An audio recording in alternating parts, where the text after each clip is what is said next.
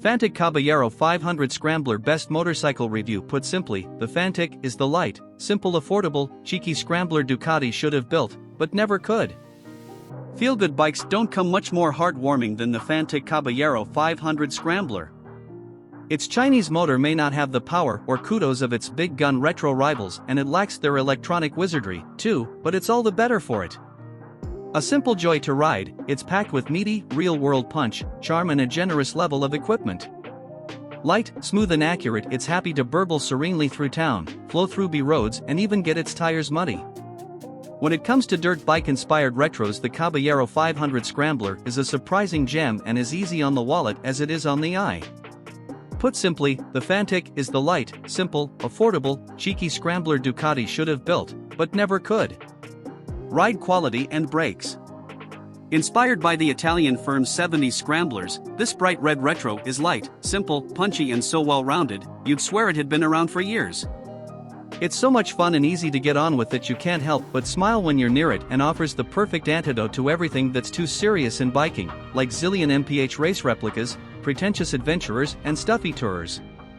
Arriving hot on the heels of the 125 and 250 cubic centimeters Caballero Scramblers launched last year, we also rode the prototype 500 on the mountain roads near FANTIC's Treviso factory and came away more than impressed. Its single-cylinder engine packed a delightful punch, and it was all wrapped up in a taut, classy chassis. Engine. Its refined, modern, 39 brake horsepower, 449 cubic centimeters liquid-cooled single-cylinder motor is built in China by Zhongshan. But don't get too hung up on where it comes from, because when you dig deep you'll find that even the most premium of bikes for sale now have a smattering of Asia about them.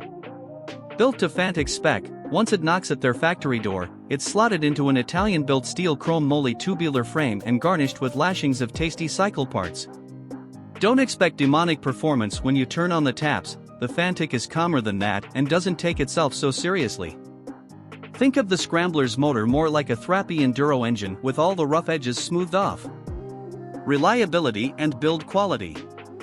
Tried and tested Italian chassis parts should cause any major problems, and despite their reputation, Chinese engines are usually reliable. It's usually the bikes that disintegrate first.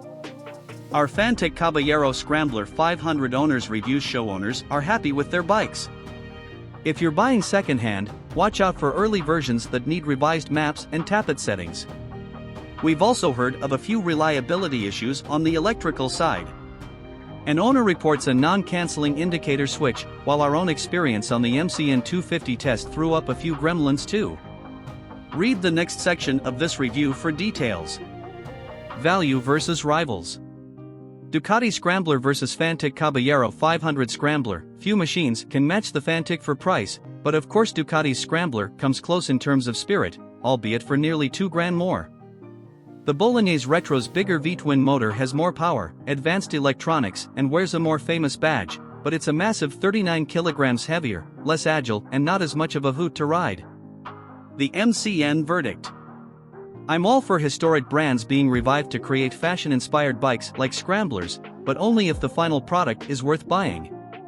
On this score, the FANTIC really delivers. The Caballero is a thoroughly charming machine that is a pleasure to ride. As well as a name that evokes memories of yesteryear, its styling doesn't compromise ride quality, a sign of a company that understands how to build a motorcycle. The water-cooled single is refined enough without irritating, the chassis is adept, and it's priced the right side of acceptable. It's a fun, middleweight scrambler that looks the part and has a good dose of heritage behind it. In contrast, the SWM feels cheap with its lack of refinement counting against it rather than giving character. The misfire was unfortunate but doesn't excuse it being, well, basic.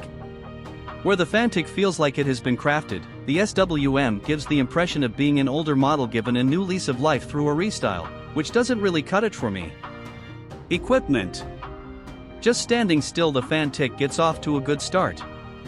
The styling is bang on, and there's something about a 500 with yellow number plates. It conjures images of gnarly 80s 500 cubic centimeters road racing and motocross weapons, makes riders of a certain age go weak at the knees.